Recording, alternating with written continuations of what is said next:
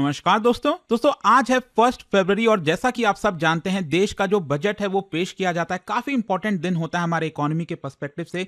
क्या है कि मैं आपको पहले बता दूं, यहाँ पर जो बजट है इसकी शुरुआत आज सुबह सुबह जब फाइनेंस मिनिस्ट्री में निर्मला सीतारमण जी पहुंचती हैं, फाइनेंस मिनिस्टर डायरेक्टली मिनिस्ट्री में जाते हैं, वहां पर ऑफिशियल से मुलाकात करते हैं, बातचीत करते हैं, फिर वहां से वो डायरेक्टली जाते हैं राष्ट्रपति के पास।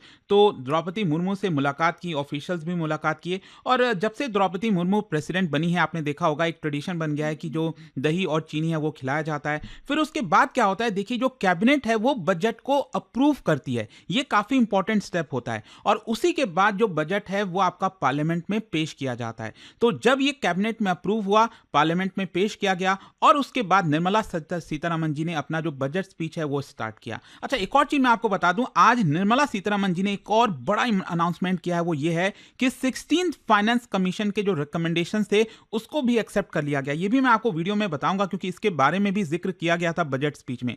अच्छा, इसकी मैं शुरुआत करूं उसके पहले आपको एक चीज बता दूं कि इस बार का जो बजट है इसमें आपको कोई बहुत बड़े बड़े बदलाव देखने को नहीं मिलेंगे। कहीं ना कहीं आपको कंटिन्यूटी देखने को मिलेगी क्योंकि पिछले साल अगर आपको याद हो तो काफी बड़े अनाउंसमेंट हुए थे, स्पेशली इनकम टैक्स स्लैब को लेकर बड़े बड़े चेंजेस किए गए थे। लेकिन इस बार जो है कोई ऐसा बिग बैंग रिफॉर्म या ऐसा जो एक्सपेक्टेशन वगैरह कई इंडस्ट्रियल लीडर्स के द्वारा किया जा रहा था, ऐसा आपको देखने को नहीं मिलेगा।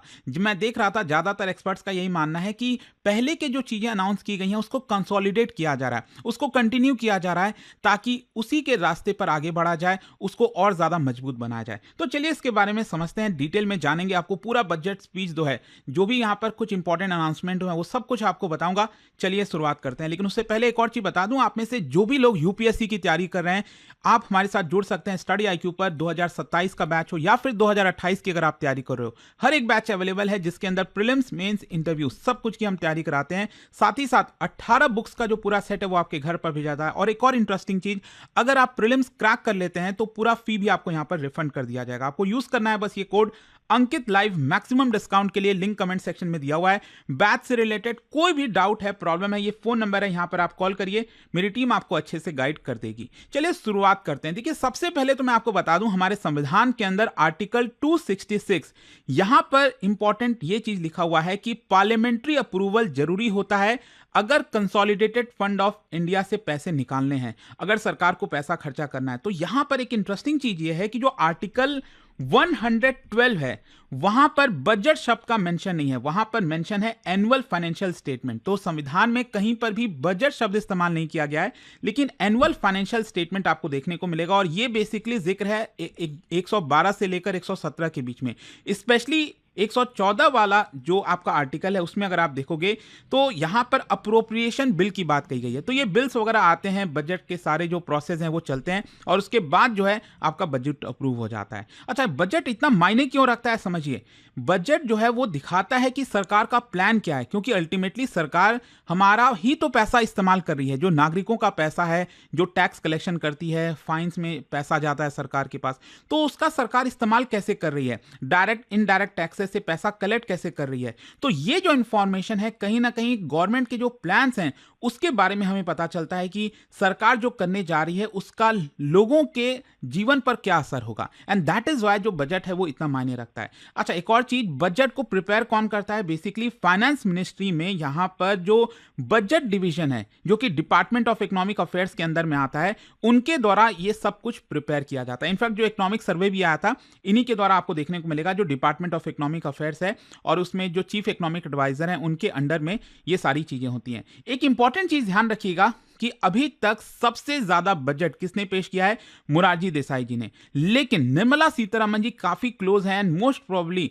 क्योंकि अभी एनडीए का टर्म अभी पूरा होना बाकी है, तो इसकी वजह से अगर वो फाइनेंस मिनिस्ट्री रही तो मोरारजी देसाई का भी रिकॉर्ड टूट जाएगा, क्योंकि ये वाला जो बजट था उनका, निर्मला सीतारमण जी का, ये 9th बजट था। पी चिदम्बरम के बराबर वो आ गई हैं, तो डेफिनेटली लगता है कि वो मोरारजी देसाई को भी शायद क्रॉस कर सकती हैं। इसके अलावा मैं अक्सर एक चीज कहता हूं कि यहां पर सबसे लॉन्गेस्ट बजट स्पीच कौन सा था इन टर्म्स ऑफ वर्ड्स, शब्दों की अगर हम बात करें तो 1991 का जो गेम चेंजिंग बजट स्पीच था वो आपको देखने को मिलेगा। अगर हम ड्यूरेशन के हिसाब से बात करें 2 आवर्स 42 मिनट्स का जो पूरा बजट स्पीच था 2020 का, वो निर्मला सीतारमण जी का आपको देखने को मिलेगा। वही मैं कह रहा हूं कि इस बार का जो बजट स्पीच है वो शॉर्ट था, क्रिस्प था, कोई बहुत ज्यादा डिटेल में चीजें नहीं कही गई।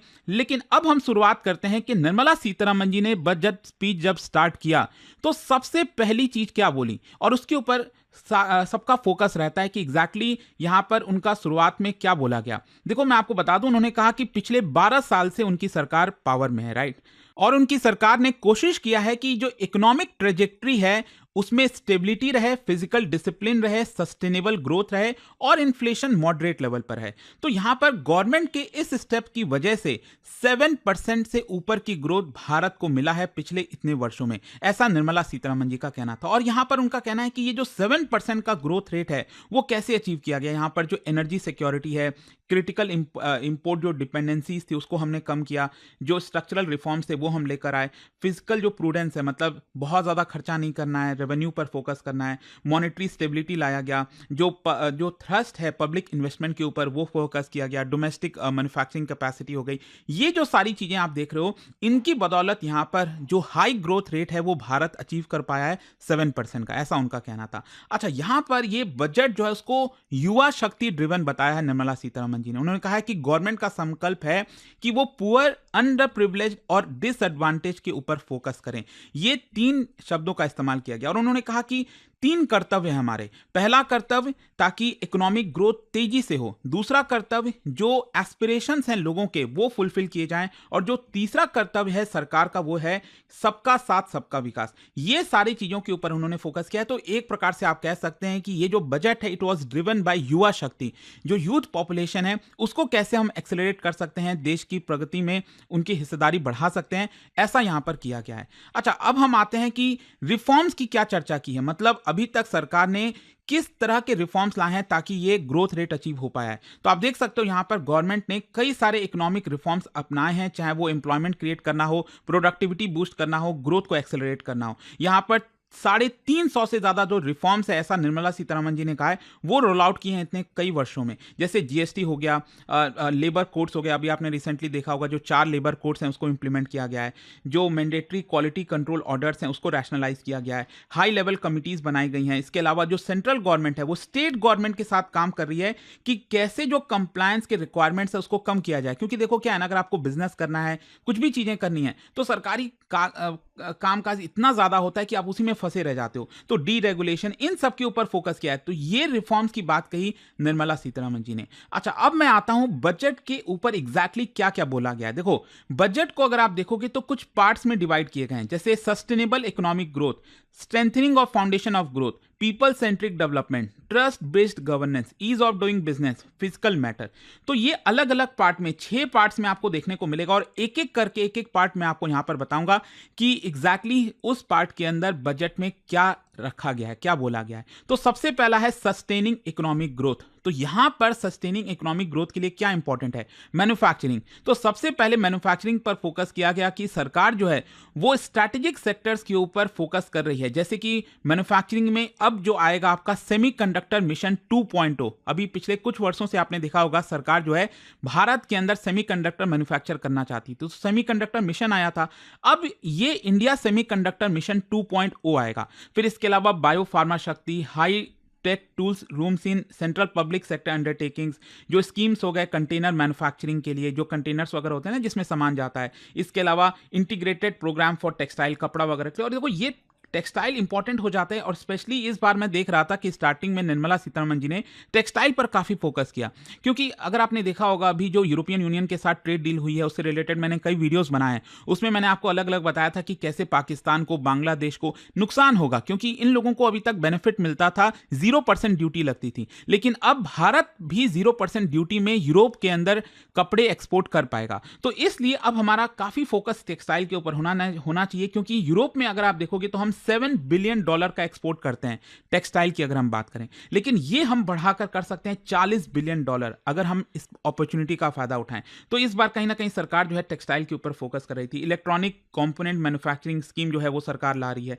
तो इस तरह के कई ऐसी चीजें हैं मैन्युफैक्चरिंग के अंदर ताकि इकोनॉमिक ग्रोथ जो है वो सस्टेन रहे, ऐसा पहला बोला गया। ठीक है, दूसरा यहां पर टैक्स रिफॉर्म्स ला रही है सरकार ताकि जो मैन्युफैक्चरिंग सेक्टर है उसको बूस्ट मिले। अब टैक्स रिफॉर्म देखो, यूजुअल जो आप सुनते रहते हो ना कि ये इनकम टैक्स स्लैब चेंज, ये मैं उसकी बात नहीं कर रहा हूं।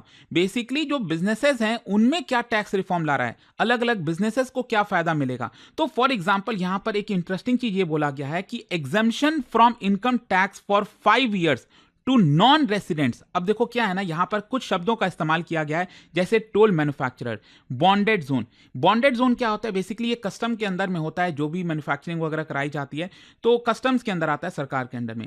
टोल मैन्युफैक्चरर क्या है, ये वो नॉर्मल टोल नहीं है जो आप टोल क्रॉस करते हो गाड़ी, वो हम बात नहीं कर रहे हैं। यहां पर क्या है ना कि एक ऐसा मैन्युफैक्चरर जो किसी थर्ड पार्टी का, मतलब किसी और का सामान जो है semi finished goods, raw material का इस्तेमाल करता है ताकि अपना एक्सपर्टाइज उसमें डाल के जो है उसको एक फिनिश्ड प्रोडक्ट बना सके।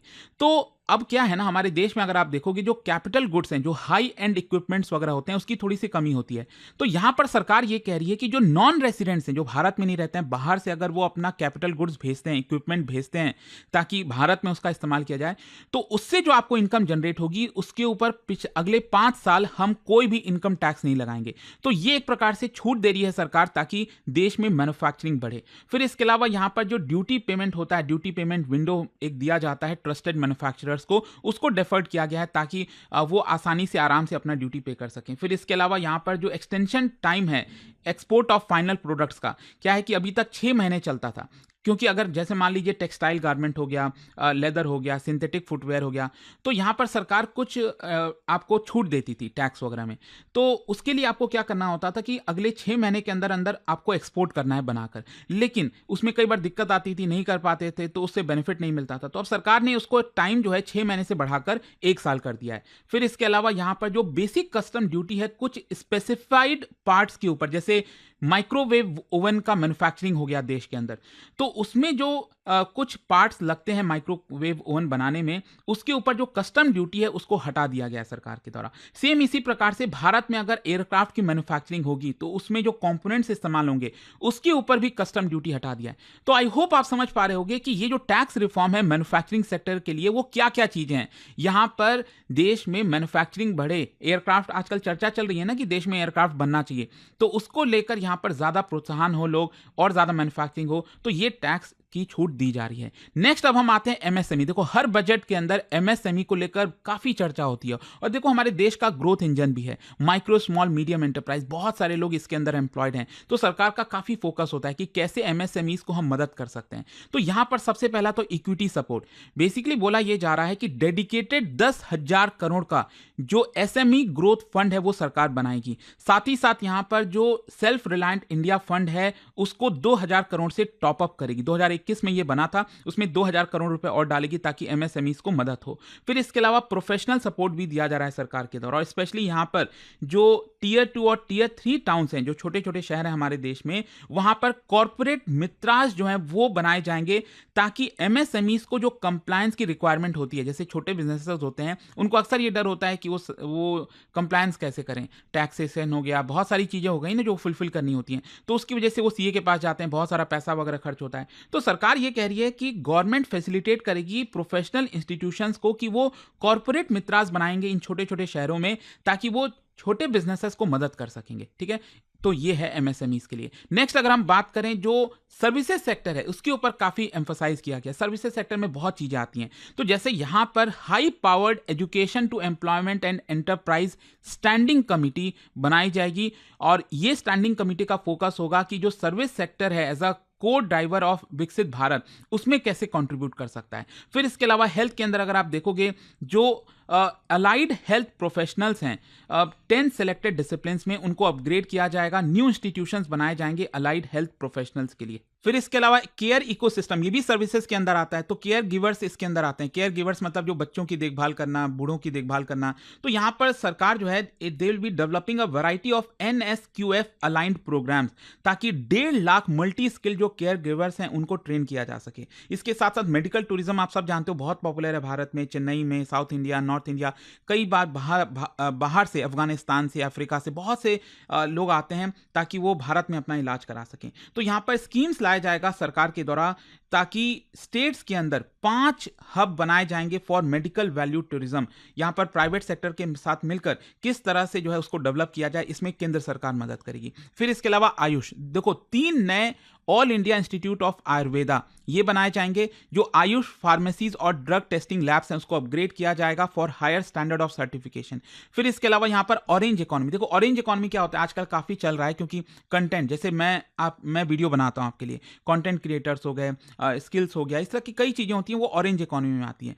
तो सरकार ये कह रही है कि एवीजीसी कंटेंट क्रिएटर लैब्स बनाए जाएंगे 15,000 सेकेंडरी स्कूल्स और 500 कॉलेजेस के अंदर। बचपन से ही जो ऑरेंज इकोनॉमी है उसको बढ़ावा दिया जाएगा। फिर इसके अलावा डिजाइन्स वगैरह, जैसे new national institute of design ये सेटअप किया जाएगा ईस्टर्न रीजन में। इस बार स्पेसिफिक जो फोकस है उड़ीसा, वेस्ट बंगाल, बिहार, वहां पर फोकस होगा। फिर इसके अलावा खेलो इंडिया मिशन, स्पोर्ट्स के अंदर जो है इंटीग्रेटेड टैलेंट डेवलपमेंट पाथवे, वही है, मतलब स्पोर्ट्स को लेकर अगेन सरकार जो है इंफ्रास्ट्रक्चर पर फोकस करेगी और बढ़ावा देगी। फिर इसके अलावा अगर हम एजुकेशन की बात करें, अगेन ये भी सर्विसेज के अंदर आता है, तो 5 यूनिवर्सिटी टाउनशिप जो कि मेजर इंडस्ट्रियल विसिनिटी के अंदर में होगा, लॉजिस्टिक कॉरिडोर्स के अंदर में होगा, ऐसा बनाया जाएगा। गर्ल्स हॉस्टल बनाया जाएगा इन हायर एजुकेशन, जो स्टेम है, साइंस, टेक्नोलॉजी, इंजीनियरिंग, मैथ्स, ये जो इंस्टीट्यूशंस होते हैं हर एक डिस्ट्रिक्ट के अंदर गर्ल्स हॉस्टल बनाए जाएंगे। फिर इसके अलावा टूरिज्म की अगर हम बात करें तो नेशनल इंस्टीट्यूट ऑफ हॉस्पिटैलिटी बनाया जाएगा, ताकि जो एकेडमिक्स हैं, इंडस्ट्री और गवर्नमेंट है, उसमें ब्रिज का काम कर सके।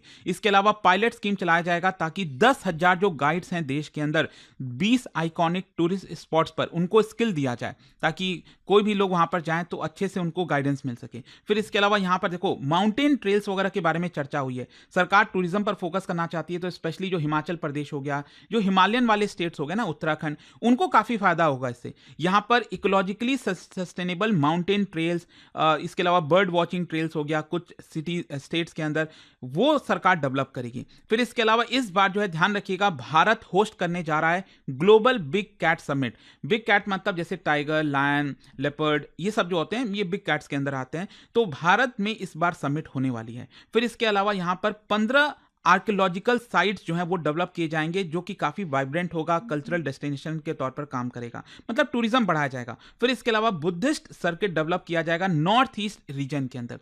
तो ये सब टूरिज्म के ऊपर फोकस हुआ। नेक्स्ट अब हम आते हैं फाइनेंशियल सेक्टर के अंदर, क्योंकि ये भी सर्विसेज के अंदर आता है। फाइनेंशियल सेक्टर में देखो एक बड़ा ऐलान ये किया गया है कि हाई लेवल कमिटी बनाया जाएगा सरकार के द्वारा फॉर बैंकिंग, मतलब हमारे बैंकों के लिए एक अलग कमिटी होगी, और उसका काम यह होगा कि उन बैंकों का जो नेक्स्ट ग्रोथ का फेज है ना उसमें कंट्रीब्यूट करे।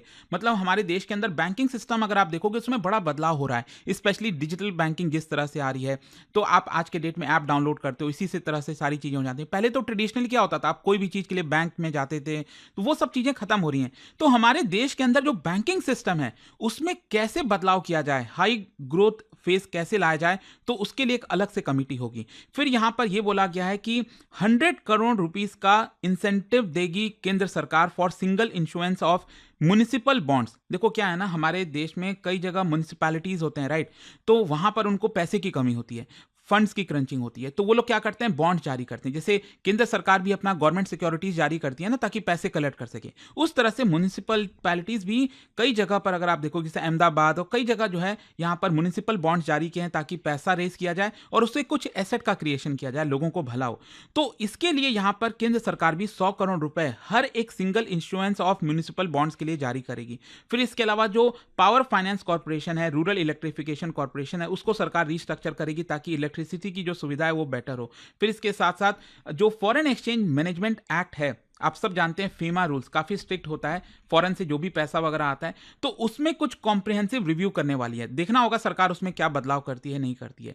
नेक्स्ट देखिए, आज आपने देखा होगा जब बजट आ रहा था, बजट स्पीच अनाउंस किया गया निर्मला सीतारमण जी के द्वारा, अचानक से यह देखने को मिलता है कि जो स्टॉक मार्केट है धड़ाम से नीचे आ गया, और उसका कारण क्या था स्टॉक मार्केट के नीचे आने का कारण? सबसे पहला है सिक्योरिटीज ट्रांजैक्शन टैक्स। ये सबसे इंपॉर्टेंट है। देखो, फ्यूचर्स वगैरह जो होते हैं, अगर आपने स्टॉक मार्केट में शेयर्स वगैरह लिए होंगे, देखो एक तो नॉर्मल इक्विटी शेयर्स हो गए, फिर कई लोग जो है यहाँ पर बहुत रिस्की प्लेयर होते हैं। बड़ा मजा आता है कई बार लोगों को कि ऑप्शंस खरीदो, फ्यूचर्स, पुल कॉट, जो आपके ऑप्शंस वगैरह होते हैं बेसिकली। तो जो फ्यूचर्स वाला बाइंग सेलिंग होती है, उसमें सिक्योरिटीज ट्रांजैक्शन टैक्स पहले 0.02% था, ये बढ़ाकर कर दिया गया 0.05%।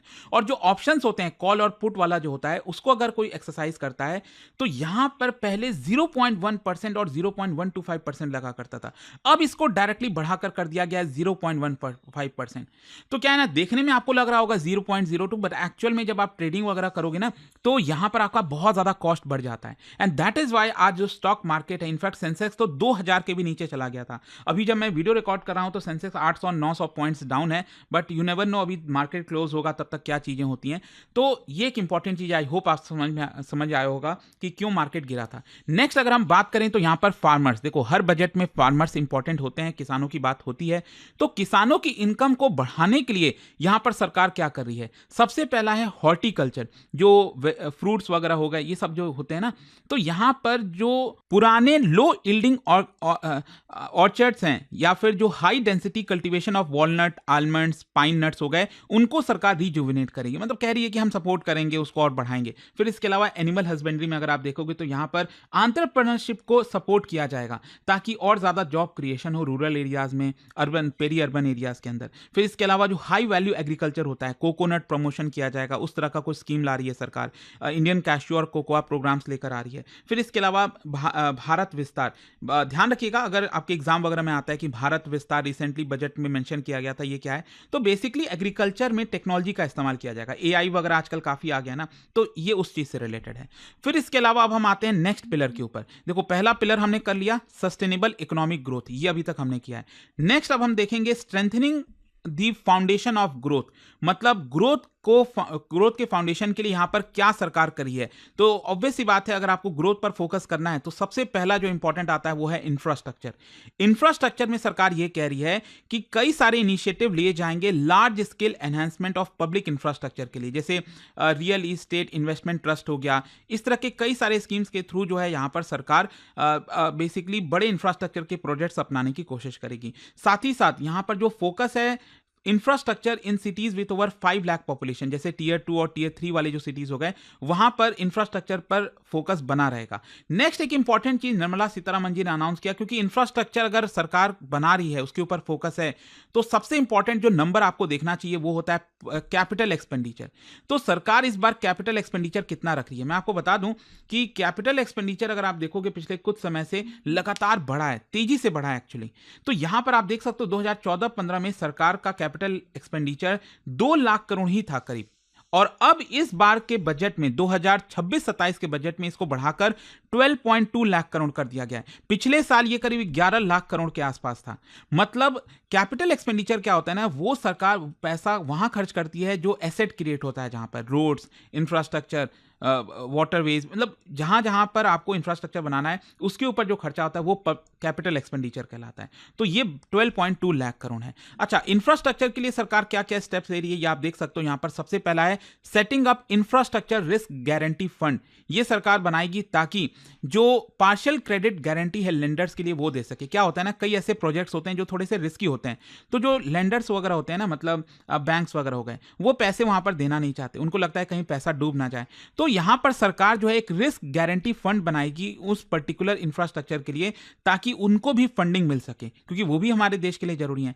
फिर इसके अलावा यहां पर रियल इस्टेट एसेट्स ऑफ जो सीपीएससीज हैं, जो basically central public sector enterprises के पास बहुत सारे एसेट्स वगैरह पड़े हुए हैं जो ऐसे ही फालतू के बस रखे हुए हैं, उसका कहीं सही इस्तेमाल नहीं किया जा रहा है, तो उसको रिसाइकिल करेगी ताकि वहां से पैसा जनरेट हो और बाकी के इंफ्रास्ट्रक्चर प्रोजेक्ट्स में लगाया जाए।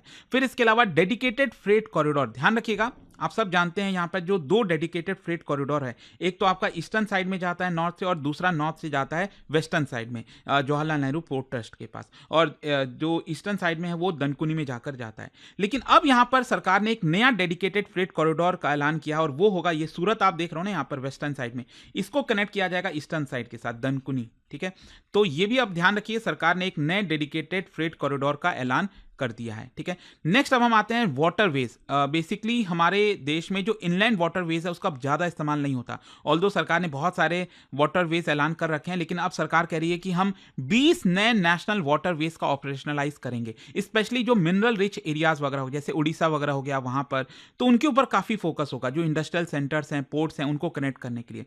तो यहाँ पर जो हमारे देश में नदियाँ हैं उसका ज़्यादा इस्तेमाल हो। फिर इसके अलावा यहाँ पर जो शिप रिपेयर इकोसिस्टम है, क्योंकि इनलैंड वाटरवेज अगर आपको डेवलप करना है तो शिप वगैरह की जरूरत पड़ेगी, तो उसको सरकार सेटअप करेगी। फिर इसके अलावा कोस्टल कार्गो प्रमोशन स्कीम सरकार लॉन्च करेगी, ताकि जो इनलैंड वाटरवेज और जो कोस्टल शिपिंग का शेयर है हमारे देश में, मतलब जैसे हमारे देश में अगर एक जगह से दूसरी जगह सामान ले जाना है तो आप सब जानते हैं ट्रेन से ले जाया जाता है, रोड से ले जाया जाता है, लेकिन सरकार चाहती है कि वाटरवेज के थ्रू ज़्यादा ले जाया जाए, और 2047 तक इसका जो शेयर है वो 12% करना चाहती है सरकार। फिर इसके अलावा seaplane viability gap funding scheme सरकार ला रही है, ताकि इसके भी मैन्युफैक्चरिंग के लिए जो हमारे देश में सी प्लेन बने उसकी मैन्युफैक्चरिंग हो, ये हो सके। फिर इसके अलावा एक और है पूर्वोदया। अब ये भी ध्यान रखिएगा, आपके एग्जाम में पूछा जा सकता है पूर्वोदया स्कीम क्या है, तो ये basically east coast industrial corridor को इंटीग्रेट किया जाएगा, उसका डेवलपमेंट किया जाएगा, जो ईस्टर्न वाले साइड में कोस्टल एरियाज में जो कॉरिडोर्स हैं यहाँ पर, तो उसके डेवलपमेंट में ये काम आएगा। तो ये पूर्वोदया जो स्कीम है वो सरकार लॉन्च कर रही है। तो ये आई होप आप समझ गए होंगे इंफ्रास्ट्रक्चर। नेक्स्ट आते हैं अर्बनाइजेशन, मतलब अभी ये दूसरा वाला ही चल रहा है, ये मैंने आपको दिखाया ना, strengthening of foundation of growth. ठीक है, तो इसी का ही यहाँ पर इंफ्रास्ट्रक्चर हमने डिस्कस किया। अब आते हैं अर्बनाइजेशन। अर्बनाइजेशन में यहाँ पर सिटी इकोनॉमिक रीजन्स, इसके ऊपर फोकस हो रहा है कि हमारे देश में जो शहर हैं उसको कैसे ग्रोथ इंजन का पार्ट बनाया जाए, क्योंकि वो इकोनॉमिक पावर की तरह काम कर सकते हैं। तो यहां पर सरकार ये कह रही है कि तो चलो बड़े बड़े जो शहर हैं वो तो चलते ही हैं, उससे बहुत ज़्यादा रेवेन्यू आता है, काफ़ी कुछ होता है, लेकिन अब इस बजट में सरकार कह रही है टीयर 2 टीयर 3 सिटीज़ और जो टेम्पल टाउन्स हैं, कई बार आपने देखा होगा छोटे छोटे शहर हैं लेकिन वो काफ़ी फेमस होते हैं कि लोगों की श्रद्धा होती है, लोग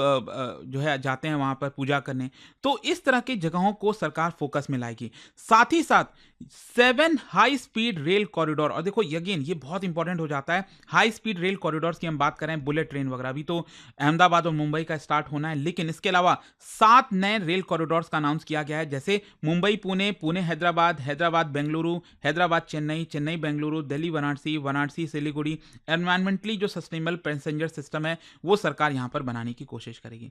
तो ये हो गया आपका strengthening of foundation of growth. Next आते हैं people centric development. People centric development मतलब हर एक किसी का विकास हो, हर एक किसी का भला हो, ऐसा ना हो कि जो ग्रोथ है वो एक ही सेक्शन ऑफ सोसाइटी को पहुंचे, तो उसके लिए पीपल सेंट्रिक डेवलपमेंट पर सरकार फोकस की है इस बजट के अंदर। तो यहाँ पर सेल्फ हेल्प एंटरप्रेन्योर मार्ट जो हैं वो सेटअप किए जाएंगे। बेसिकली सेल्फ हेल्प ग्रुप आपने सुना होगा ना, तो एक प्रकार से छोटे छोटे जगहों पर इस तरह के मार्ट्स बनाए जाएंगे। मार्ट मतलब जैसे डी मार्ट वगैरह आपने सुना होगा ना, वो तो बहुत बड़े स्केल पर होता है, लेकिन छोटे छोटे आपके जगह होंगे शॉपिंग कॉम्प्लेक्स टाइप का, वहां पर आपको सारा सामान मिलेगा। तो इस तरह के जो रिटेल आउटलेट्स हैं वो आपका बनाया जाएगा और वो ओन करेंगे सेल्फ हेल्प ग्रुप्स। फिर इसके अलावा दिव्यांगजन कौशल योजना ये बनाया जा रहा है ताकि डिग्निफाइड लाइवलीहुड अपॉर्चुनिटीज दिया जा सके डिसेबल्ड ग्रुप्स के लिए, ताकि वो यहाँ पर जो अपने उनको जो कस्टमाइज्ड ट्रेनिंग चाहिए होता है ना उनको, ताकि वो भी जॉब में जा सकें, तो वो सरकार प्रोवाइड करेगी। दिव्यांग सहारा योजना सरकार लेकर आ रही है, ताकि जो हाई क्वालिटी असिस्टिव डिवाइसेज हैं उनको जो मदद चाहिए, जैसे मान लो किसी को चलने में प्रॉब्लम है तो वो इस तरह के कोई डिवाइस मिल गया, किसी को देखने में प्रॉब्लम है तो इस तरह के कुछ सरकार डिवाइस देते। फिर इसके अलावा यहाँ पर निम्हांस 2, देखो आप सबने, आई डोंट नो कितने लोगों ने निम्हांस के बारे में सुना है कि नहीं, पर बेंगलुरु में एक बहुत बड़ा इंस्टीट्यूशन है निम्हांस, तो मेंटल हेल्थ के लिए काफ़ी ज़रूरी है वो, और इसीलिए सरकार का कहना है कि अब हम ईस्टर्न इंडिया पर फोकस करना चाहते हैं। रांची और तेजपुर, यहां पर निम्हांस 2 को बनाया जाएगा।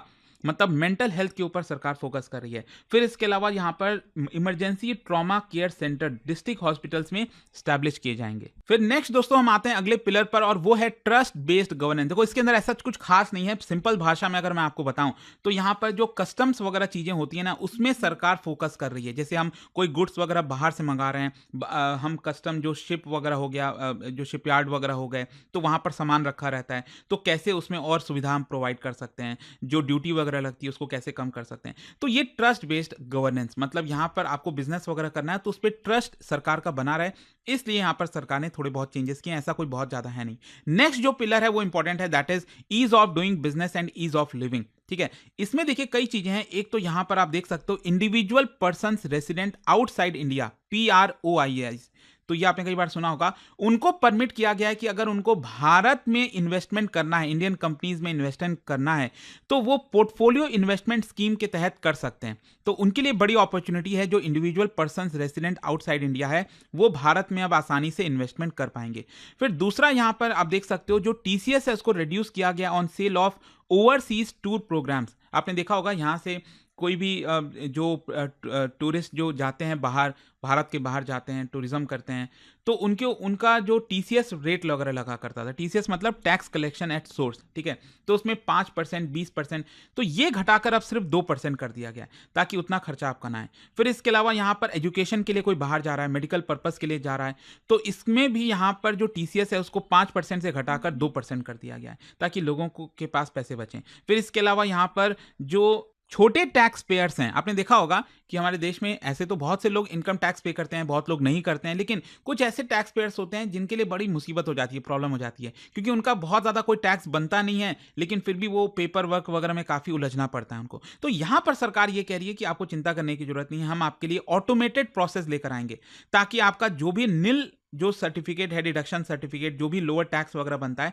वो आसानी से आप कर पाओगे। तो ये बेसिकली वही है ना, ease of living, ease of doing business, उसकी तरफ सरकार जा रही है। फिर इसके अलावा सरकार 1 time 6 month foreign asset disclosure का स्कीम लेकर आई है। अक्सर लेकर आती रहती है, आपने देखा होगा कि मान लो आपका फॉरेन कंट्री में कोई एसेट वगैरह पड़ा है, आपने सरकार से छुपाया है, आपने बताया नहीं कि आपका वहां पर इतना सारा वेल्थ पड़ा है, तो सरकार यहां पर छोटे, ये कोई बड़े वालों के लिए नहीं है, ये नीरव मोदी, विजय माल्या, ये उन लोगों के लिए नहीं, जो छोटे टैक्स पेयर्स हैं, उनका अगर आपका कोई फॉरेन कंट्री में कोई टैक्स एसेट वगैरह है, तो 6 महीने का सरकार विंडो दे रही है, आप सरकार को बताओ, थोड़ा बहुत अमाउंट पे करो, टैक्स पे करो, और फिर आपको छुटकारा मिल जाएगा।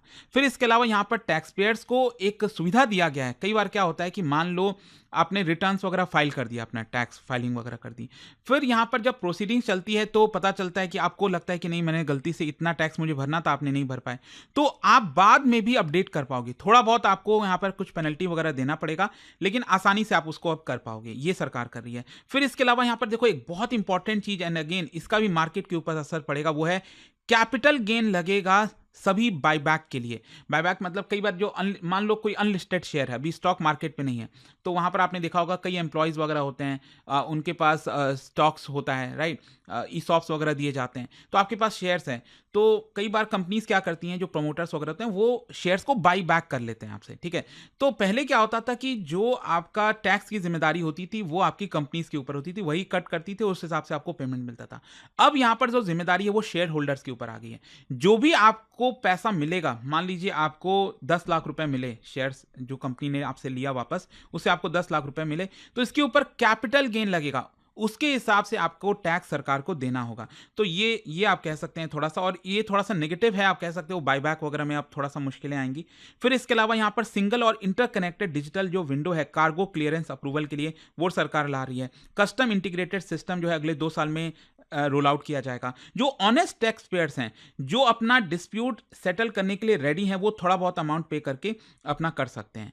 नेक्स्ट और जो आखिरी पिलर है दैट इज फिजिकल में मतलब बेसिकली जो टैक्स हो गया, सरकार का खर्चा कितना है, सरकार का रेवेन्यू कहां से आ रहा है, उसकी बात करेंगे। सबसे पहले यहां पर निर्मला सीतारमण जी ने 16th फाइनेंस कमीशन की बात की। आप सब जानते हैं कि हर 5-5 साल के लिए यहां पर लागू होता है फाइनेंस कमीशन की जो रिकमेंडेशन है कि सरकार के पास, केंद्र सरकार के पास जो भी पैसा आ रहा है उसमें से कितना हिस्सा राज्यों को जाना चाहिए। तो एक तो क्या है, ये 16th फाइनेंस कमीशन है, निर्मला सीतारमण जी ने कहा कि हम उसको एक्सेप्ट करते हैं, और यहां पर 41% हिस्सा जो है राज्यों को जाएगा, वो बरकरार रहेगा। और इस बार 2026-27 के लिए सरकार 1.4 लाख करोड़ रुपए राज्य सरकारों को दे रही है। ठीक है, तो ये आपका फाइनेंस कमीशन, इसके ऊपर मैं डिटेल वीडियो अलग से लेकर आऊंगा क्योंकि इंपॉर्टेंट हो जाता है। नेक्स्ट, अगर हम फिजिकल कंसोलिडेशन की बात करें, देखो अक्सर बात होती है डेट टू जीडीपी रेशियो, मतलब सरकार के ऊपर कितना कर्ज है, और इसको लेकर काफी डिबेट होता है। सरकार कह रही है कि हम कम कर रहे हैं, ऑपोजिशन पार्टीज कह रही नहीं बहुत ज्यादा है। तो यहां पर सरकार ने क्रिस्टल क्लियर आंकड़ा दे दिया है कि एग्जैक्टली सेंट्रल गवर्नमेंट का डेट टू जीडीपी रेशियो कितना है। ध्यान रखिएगा, सेंट्रल गवर्नमेंट की हम बात कर रहे हैं। तो ये अगर आप देखोगे तो अभी 25-26 में, 2025-26 में, इस फाइनेंशियल ईयर में ये 56.1% ऑफ जीडीपी है, जो कि अगले साल 2026-27 में ये घटकर हो जाएगा 55.6%, 55.6%। और सरकार का एम ये है 2030 तक इसको 50% ले आना है डेट टू जीडीपी रेशियो, और इसमें प्लस या -1 हो सकता है, मतलब ऊपर नीचे हो सकती हैं चीजें। तो ये एक इंपॉर्टेंट चीज है, सरकार ने क्रिस्टल क्लियर पाथ दे दिया है कि हमारा डेट टू जीडीपी रेशियो ये आपका 50% आ जाएगा अगले 4-5 सालों में। फिर इसके अलावा अगर हम बात करें यहां पर फिजिकल डेफिसिट की, देखो अगेन ये भी नंबर काफी ज्यादा मायने रखता है फिजिकल डेफिसिट, क्योंकि कोविड के समय अगर आप देखोगे तो काफी तेजी से ऊपर भाग गया था, क्योंकि कोविड के समय सरकार का रेवेन्यू कम हो गया, खर्चा ज्यादा हो गया, 9.2% ऑफ जीडीपी चला गया। फिर उसके बाद सरकार ने काफी काम किया है। मैं तारीफ भी करना चाहूंगा कि जिस तरह से फिजिकल डेफिसिट को नीचे लेकर आए हैं, और अभी जो करंट फाइनेंशियल ईयर चल रहा है 2025-26, इसमें सरकार का एम है 4.4%, जो कि सही रहेगा। मतलब सरकार ने सोचा था 4.4% हम लेके आएंगे और वो होने जा रहा है। लेकिन क्वेश्चन ये है कि 2026-27 का क्या, 2026-27 अगले फाइनेंशियल ईयर में सरकार क्या करने वाली है। तो सरकार ये कह रही है कि हम इसको 4.4% से घटाकर 4.3% लेकर आएंगे। कोई बहुत ज्यादा रिडक्शन नहीं है। मुझे लग रहा था कि शायद 4%, 4.2% अगर करेगी तो थोड़ा सा और पॉजिटिव सिग्नल जाएगा। लेकिन हाँ, सरकार का कहना है कि देखो हमें थोड़ा सा खर्च भी करना है पैसे, तो 4.3%। आई होप आप समझ रहे होगे फिजिकल डेफिसिट का मतलब होता है सरकार का जितना भी रेवेन्यू आया उसमें से आप जो एक्सपेंडिचर है माइनस कर दोगे। तो हमेशा यही देखते हैं कि सरकार ज्यादा खर्च करती है रेवेन्यू के मुकाबले, और इसीलिए हमारा फिजिकल डेफिसिट आता है। तो ये फिजिकल डेफिसिट का नंबर है। नेक्स्ट, यहां पर आप देख सकते हो जो डेफिसिट का ट्रेंड है वो कैसा है। ये मैंने आपको पहले ही दिखा दिया कि लगातार फिजिकल डेफिसिट कम हुआ है। अब अगले फाइनेंशियल ईयर में ये 4.3% हो जाएगा। फिर इसके अलावा रेवेन्यू डेफिसिट भी होता है। रेवेन्यू डेफिसिट और इफेक्टिव रेवेन्यू डेफिसिट क्या है ना, रेवेन्यू डेफिसिट जितना ज्यादा होगा ये बहुत खतरनाक होता है। मतलब डे टू डे के खर्चे के लिए सरकार को बोरो करना पड़ा, ये दिखाता है। तो ये 1.5% होने वाला है अगले फाइनेंशियल ईयर। प्राइमरी डेफिसिट 0.7% होने वाला, मतलब इंटरेस्ट पेमेंट को माइनस कर दो आप। Effective revenue deficit 0.3%। अब हम आते हैं कि सरकार को रेवेन्यू कितना आता है, कहां से आता है, और सरकार खर्च कहां पर करती है। तो हम रुपए की बात करें तो यहां पर कितना परसेंट कहां से रेवेन्यू आ रहा है सरकार को। सबसे ज्यादा रेवेन्यू, जैसा कि आप सब जानते हैं, वो बोरोइंग्स और लायबिलिटीज से आता है। बोरोइंग्स मतलब वही जो सरकार बोरो करती है। और इस बार मैं आपको आंकड़ा बता दूं कि सरकार ने सोचा था कितना, आई थिंक पिछले साल जो अभी करंट फाइनेंशियल ईयर चल रहा है ना, 14 या 14.5 लाख करोड़ रुपए सरकार बोरो कर रही है इस फाइनेंशियल ईयर में। लेकिन अगले फाइनेंशियल ईयर में ये बढ़कर 17 लाख करोड़ से ज्यादा हो जाएगा। मतलब सरकार को 100 रुपए अगर आ रहा है, उसमें से आप समझिए 24 रुपीज, इस 100 रुपए में से 24 रुपीज बोरो करके आ रहा है। ठीक है, तो 1/4 पैसा तो सिर्फ सरकार को बोरो करके आता है। फिर जो नेक्स्ट इसमें परसेंटेज है वो है इनकम टैक्स का। इनकम टैक्स आप देख सकते हो 21% इसका हिस्सा है। फिर नेक्स्ट बात करें तो कॉर्पोरेशन टैक्स 18%। इनकम टैक्स और कॉर्पोरेशन टैक्स ये दोनों डायरेक्ट टैक्स होते हैं, तो यहां से पैसा आता है। फिर इसके अलावा यहां पर जीएसटी और अदर टैक्सेस आप देख सकते हो 15%। नॉन टैक्स रेवेन्यू 10% के आसपास देखने को मिलेगा। फिर यूनियन एक्साइज ड्यूटी हो गया 6%। फिर इसके अलावा यहां पर कस्टम्स हो गए, नॉन कैपिटल रिसीट्स हो गए, ये आपको देखने को मिलेगा। तो ये रुपी जो है वो यहां से आता है। अब क्वेश्चन ये है कि रुपी जाता कहां है, किधर जाता है। देखो क्या है ना कि सबसे ज्यादा रुपी तो एक तो राज्यों को जाता है। यहां पर आप देख सकते हो कि 22%, अगर 100 रुपए सरकार खर्च कर रही है तो 22 रुपए राज्यों को चला जाता है। फिर इंटरेस्ट पेमेंट में चला जाता है 20 रुपए। तो अब आप देखो ना, सरकार अगर इतना सारा बोरो कर रही है तो बार बार इंटरेस्ट पे करना होगा ना, और इतने सालों से करते आ रही है, तो जितना भी पैसा आ रहा है सरकार के पास उतना तो इंटरेस्ट पेमेंट में ही चला जाता है, 20%। फिर इसके अलावा यहां पर हम बात करें सेंट्रल सेक्टर स्कीम की, 17% वहां पर जाता है। डिफेंस में करीब 11% चला जाता है। फिर इसके अलावा यहां पर सेंट्रली स्पॉन्सर्ड स्कीम में 8%, फाइनेंस कमीशन और अदर ट्रांसफर जो है वो 7%। फिर इसके अलावा अदर एक्सपेंडिचर, मेजर सब्सिडीज जो सरकार देती है, चाहे गेहूं पर हो, जितनी भी चीजें हैं वो 6% जाता है। सिविल पेंशन हो गया 2% जाता है। नेक्स्ट दोस्तों हम बात करेंगे रिसीट्स की। रिसीट्स का मतलब होता है कि पैसा कितना आया, ठीक है, पहले के मुकाबले पैसा कितना है। अब रिसीट्स में क्या होता है ना, दो तरह के होते हैं, एक होता है कैपिटल रिसीट्स और दूसरा होता है रेवेन्यू रिसीट। ध्यान से समझिए, कैपिटल रिसीट्स का मतलब ये हुआ कि जैसे मान लो सरकार की कोई कंपनी है, सरकार डिसइन्वेस्टमेंट करी है, सरकार ने अपने कंपनी का कुछ हिस्सा बेचा, उससे सरकार को मान लो 2000 रुपए आए, ठीक है, तो ये आपका होता है कैपिटल रिसीट्स के अंदर आएगा। फिर इसके अलावा जो मैंने आपको बताया ना, सरकार बोरो करती है, तो 1000 रुपए सरकार ने बोरो कर लिया, तो ये जितना भी अमाउंट होता है ना, ये आपका बोरो करके सरकार अपना पैसा बेचकर आती है, तो उसको हम कैपिटल रिसीट्स कहते हैं। रेवेन्यू रिसीट्स क्या होता है, यहां पर जो टैक्सेस हो गए, इनडायरेक्ट टैक्स, जीएसटी है, इनडायरेक्ट टैक्स जितने भी हैं आपके, इनकम टैक्स, कॉर्पोरेट टैक्स, या फिर इसके अंदर जैसे फाइन्स वगैरह हो गए, ये सब कुछ जो पैसा आता है वो रेवेन्यू रिसीट्स के अंदर होता है। कैपिटल रिसीट्स अगर आप देखोगे तो इसमें अच्छा खासा जंप हुआ है। मैंने आपको बताया ना, सरकार इस बार बोरो काफी ज्यादा कर रही है, 14 लाख करोड़ से ज्यादा, डायरेक्टली 17 लाख करोड़ रुपए सरकार बोरो करने वाली है। तो इसीलिए आप देख सकते हो यहाँ पर 2025-26 अभी करंट फाइनेंशियल ईयर में 16 लाख करोड़ रुपए सरकार बोरो कर रही थी, जो कि ये बढ़कर अगले फाइनेंशियल ईयर में 18 लाख करोड़ रुपए हो जाएगा। ठीक है, बोरो नहीं, मतलब ये कैपिटल रिसीट्स की मैं बात कर रहा हूं, ठीक है, क्योंकि इसमें सरकार का जो डिसइन्वेस्टमेंट वगैरह के आंकड़े हैं वो सब जुड़े होते हैं। रेवेन्यू रिसीट्स अगर हम बात करें, इसमें जंप आया है लेकिन बहुत ज्यादा नहीं है जितना कैपिटल रिसीट में। तो इसमें ये 35.3 लाख करोड़ रुपीस सरकार को टैक्सेस वगैरह के थ्रू पैसे आएंगे। सरकार खर्चा कितना कर रही है, किधर कैसे कर रही है, देखो इसमें होता है कैपिटल एक्सपेंडिचर और रेवेन्यू एक्सपेंडिचर। ये बेसिकली इफेक्टिव कैपिटल एक्सपेंडिचर, अभी मैंने आपको बताया था ना कैपिटल एक्सपेंडिचर के बारे में, राइट, अभी दिखाया नहीं था आपको आंकड़ा, सॉरी। कैपिटल एक्सपेंडिचर बेसिकली मैंने आपको बोला जो एसेट्स वगैरह पर सरकार खर्चा करती है, रोड बनाने में, ये सब चीजों में, तो एक अच्छी चीजें होती है। ये जितना ज्यादा सरकार खर्चा करेगी, मैंने आपको बोला 12.2 लाख करोड़ रुपए सरकार खर्चा कर रही है कैपिटल एक्सपेंडिचर। इफेक्टिव का मतलब ये हुआ इसमें राज्यों का भी आंकड़ा जुड़ जाता है, जो स्टेट गवर्नमेंट भी कैपिटल एक्सपेंडिचर करती है, तो वो सब जोड़कर बन जाता है ये 17.1 लाख करोड़ रुपीस। और रेवेन्यू एक्सपेंडिचर ये बहुत ज्यादा नहीं होना चाहिए। कहने का मतलब रेवेन्यू एक्सपेंडिचर होता है जैसे सरकार सैलरीज दे रही है, पेंशन दे रही है, इससे कोई एसेट क्रिएशन नहीं हो रहा है, लेकिन ये रेवेन्यू एक्सपेंडिचर होता है। तो इसमें जंप आया है 38 लाख करोड़ से बढ़कर ये 41 लाख करोड़ को क्रॉस कर जाएगा। तो ये है आपका। अच्छा, यहां पर आप देख सकते हो सरकार जो है राज्यों को और यूनियन टेरिटरीज को कितना ट्रांसफर कर रही है। 2022-23 से आप देख सकते हैं लगातार ये बढ़ा है, मतलब यूनिफॉर्म तरीके से बढ़ा है, कोई बहुत ज्यादा जंप नहीं आया है सच।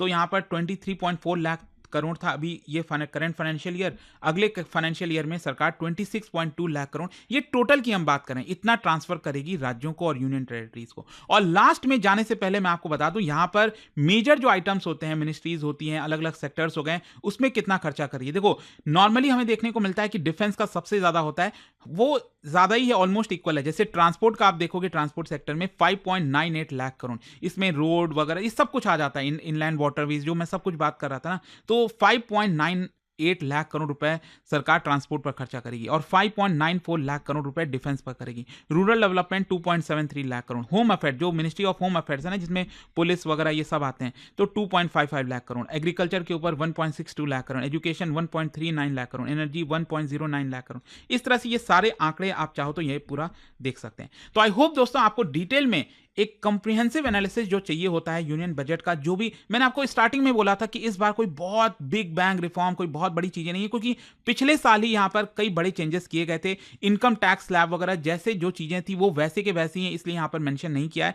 तो आई होप आप समझ गए होंगे कि 2026 का जो बजट है वो कंटिन्यूटी को दिखाता है। और जाने से पहले आप सबके लिए एक इंटरेस्टिंग क्वेश्चन यहां पर, प्राइमरी डेफिसिट, अभी मैंने जिक्र किया था वीडियो के अंदर, basically primary deficit it refers to which of the following, ये आपको बताना है इन 4 ऑप्शन में से। उसका जो राइट आंसर है आप सब जानते हैं, मेरे इंस्टाग्राम पर मिल जाएगा, अगर आप वहां पर नहीं हो कोई बात नहीं, टेलीग्राम से ले सकते हैं इसका सही उत्तर। और दोस्तों जैसा मैंने आपको बताया, अगर आप यूपीएससी की तैयारी कर रहे हैं, कोई भी बैच चाहते हैं, आपको बस यूज करना है ये कोड अंकित लाइव, मैक्सिमम डिस्काउंट के लिए। 2027 का बैच हो, 2028 का बैच हो, हर एक बैच अवेलेबल है जिसमें प्रीलिम्स, मेंस, इंटरव्यू सब कुछ की तैयारी कराई जाती है। बैच से रिलेटेड कोई भी डाउट है, प्रॉब्लम है, इस फोन नंबर पर कॉल करिए, मेरी टीम आपको अच्छे से गाइड कर देगी। स्टडी IQ IAS, आपका सिलेक्शन हमारा मिशन।